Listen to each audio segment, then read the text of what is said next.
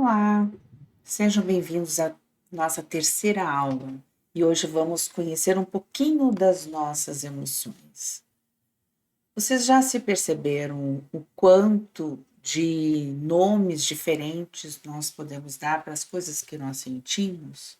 Isso é bacana de ver, né? Porque na verdade a gente não é caracterizado por uma única situação ou por um único fato ou uma única sensação ou mesmo reação. Na aula anterior a gente falou a respeito de uma bússola, né? Que as nossas emoções nos dão sinais das coisas que nós vivemos, das coisas que nós trabalhamos, das coisas que nós sentimos e muitas vezes de como a gente pode aprender com aquilo e reagir. Então nós temos várias emoções, né, que a gente pode pôr dessa nossa bússola. Alegria, aversão, nojo, medo, confiança, tristeza, a tão temida ansiedade, calma, amor, surpresa e raiva. Entre essas aqui, eu tenho certeza que se a gente for listar, vamos encontrar mais algumas para colocar aqui, mas essas são as mais frequentes, aquelas que a gente mais vive. E entender essas nossas emoções vai muito além do mero reconhecimento. Isso é uma ferramenta muito prática para que a gente possa melhorar a nossa qualidade de vida. Assim como a bússola orienta o viajante, as nossas emoções podem nos guiar, fornecendo insights muito importantes sobre as nossas necessidades, sobre os nossos desejos e também os nossos limites.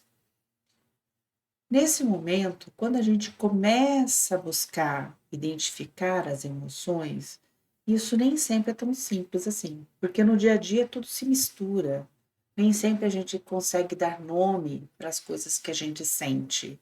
Isso nos confunde e atrapalha o entendimento do que nos ocorre. Também interfere nas nossas reações. Vamos dar um exemplo. A alegria. Pode parecer fácil identificar quando uma pessoa está alegre ou quando a gente está alegre, mas nem sempre é assim. Porque a gente tem que identificar outras coisas, tem que perceber outras coisas que estão envolvidas com isso que nós chamamos de alegria. A sensação de alegria, ela é perceptível. Muitas vezes quem está junto com a gente também percebe, mas nem sempre um sorriso e um olhar brilhando é sinal de alegria. Às vezes não é, às vezes a pessoa se esforça muito para demonstrar que ela está bem, mas não necessariamente alegre. Nós temos sinais físicos que demonstram isso. Quais são os sinais da alegria? Eu acho que você é capaz de identificar a maior parte deles. Né? Essa sensação de bem-estar, essa satisfação de ver as coisas acontecendo do jeito que a gente gostaria.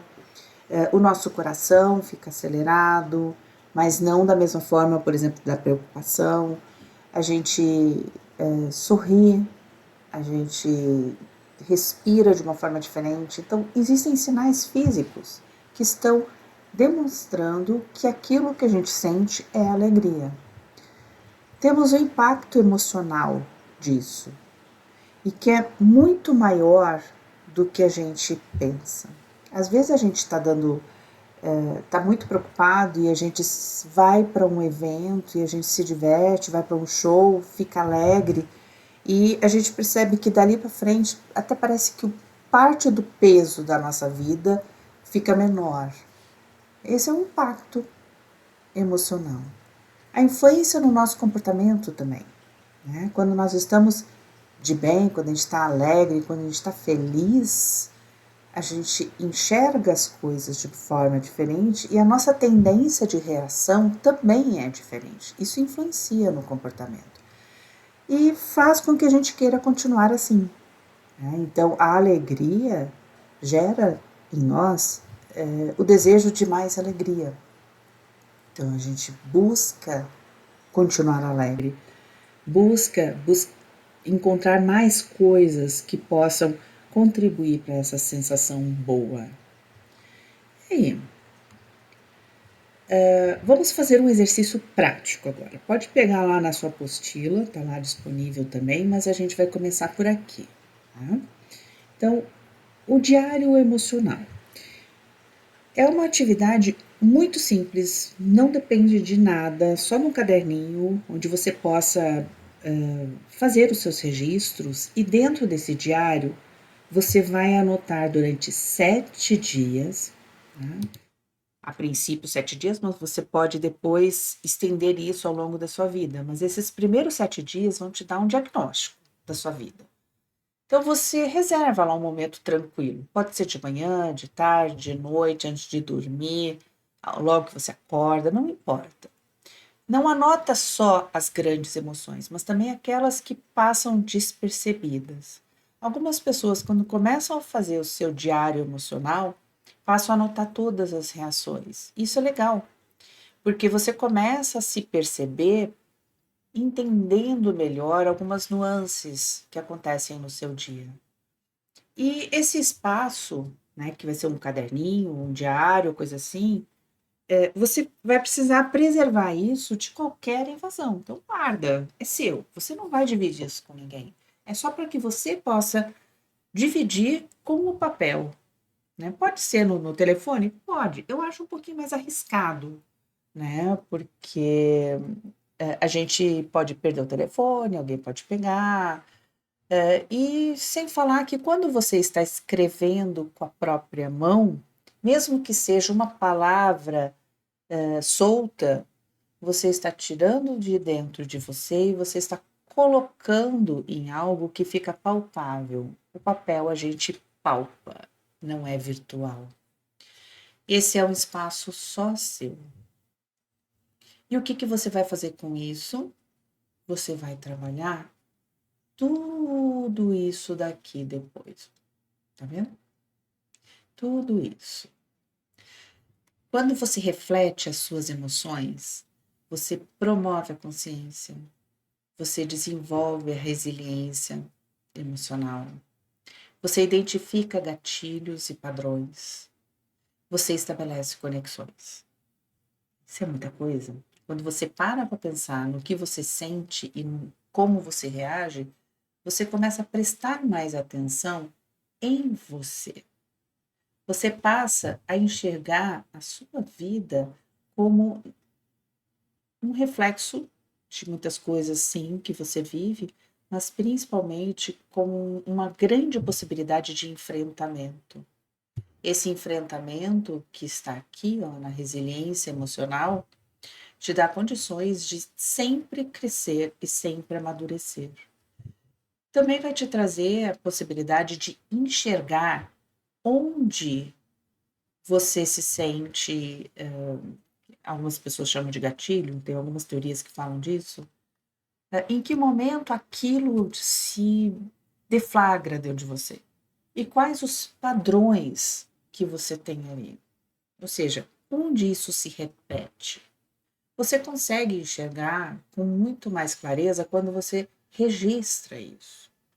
E você começa a estabelecer conexões. Ah, isso que me aconteceu aqui também me aconteceu em outro momento. Eu também tive essa mesma sensação. O que aconteceu da outra vez? E como que eu resolvi aquilo?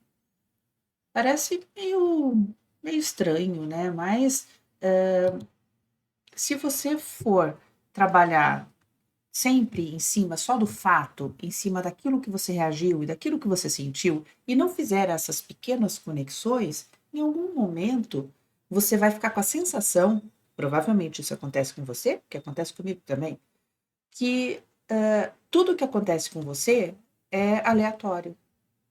E não é. Não é aleatório. Mas também não é algo do destino. Provavelmente está repetindo porque você tem uma lição para aprender ali. E essa lição não é clara. Mas as suas emoções, a forma como você lida com as suas emoções, te traz boa parte da sua compreensão. E aí vamos fazer um outro exercício em cima disso. Pega lá agora o seu diário de emoções. Vamos partir do princípio que você fez isso durante 7 dias. Ou que você fez isso durante um dia, que seja. Visita, vai lá, busca. O que você encontrou lá? Tem alguma emoção que você percebe que se repete e que tem muito impacto na sua semana? O que essa emoção diz que talvez você não esteja conseguindo ouvir? E que essa reflexão pode impactar na compreensão da sua emoção? Eu vou até abrir aqui para falar bem pertinho para você. O que essa emoção diz que você talvez não esteja conseguindo ouvir? Não é tão simples e muitas vezes é extremamente doloroso a gente falar com sinceridade o que aquela situação, aquela emoção e a minha reação, que isso está dizendo para mim. Porque é muito mais fácil eu fazer isso, fechar os meus ouvidos, fechar os meus olhos e não ver o que está ali na minha frente, porque isso significa que provavelmente, se eu não quiser viver isso de novo, alguma mudança eu vou ter que fazer. Algum impacto eu vou poder fazer com pequenas mudanças, que às vezes são vírgulas na nossa vida, vírgulas na nossa compreensão. Faz sentido isso, né? Pelo menos para mim faz. E aí a gente reflete sobre a diversidade de emoções que nós temos. Né?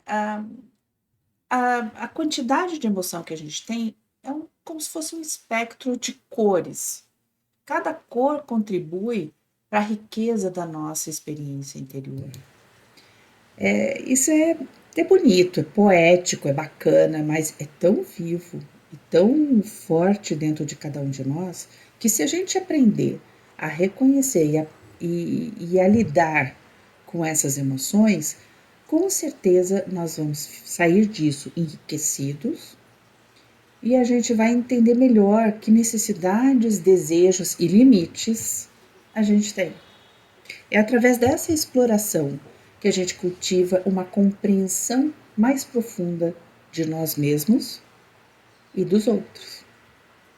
Você entende muito das outras pessoas por aquilo que elas, ou a relação com elas, provocam dentro da gente. Não é assim?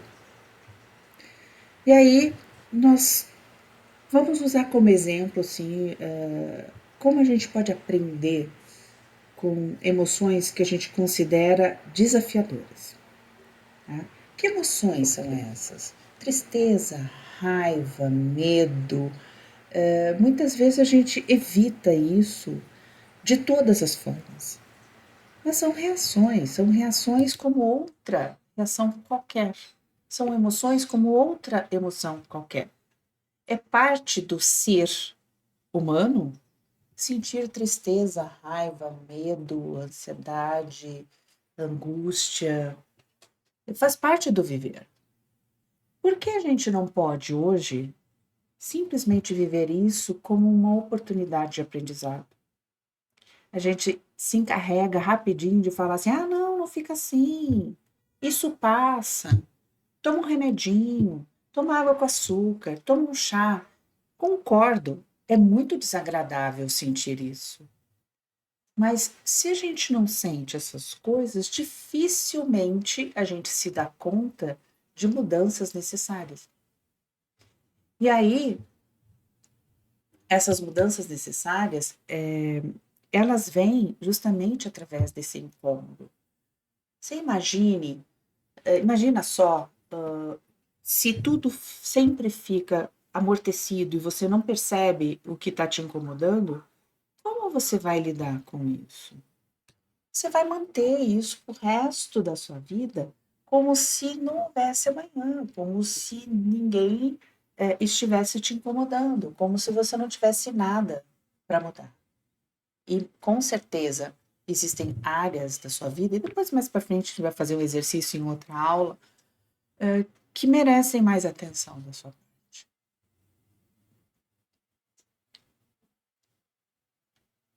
Vamos continuar falando sobre essas emoções que são difíceis. O que elas nos ensinam? Aqui nós temos 4 itens que são bacanas da gente pensar, tá vendo? As emoções difíceis, elas aceleram o crescimento. Como que isso acontece? Toda vez que você passa por uma situação difícil, você é desafiado a buscar alternativas, a estudar muitas vezes, a conversar, a se adaptar.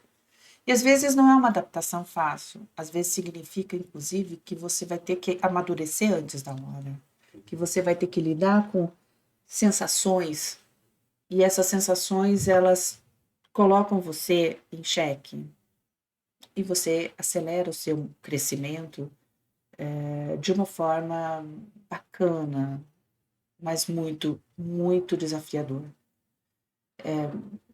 Eu tenho certeza que não acontece só comigo, que em algum momento da sua vida, quando você passou por uma situação muito difícil, foi quando você mais cresceu. Não foi assim? E aí a gente fala também de necessidades não atendidas. O que são essas necessidades não atendidas? Tudo aquilo que se repete na nossa vida provavelmente está apontando alguma coisa que você não cuidou direito, né? Então, a gente se dá conta de necessidades emocionais, de que estão dentro do relacionamento, que estão dentro do trabalho, que estão na nossa vida financeira.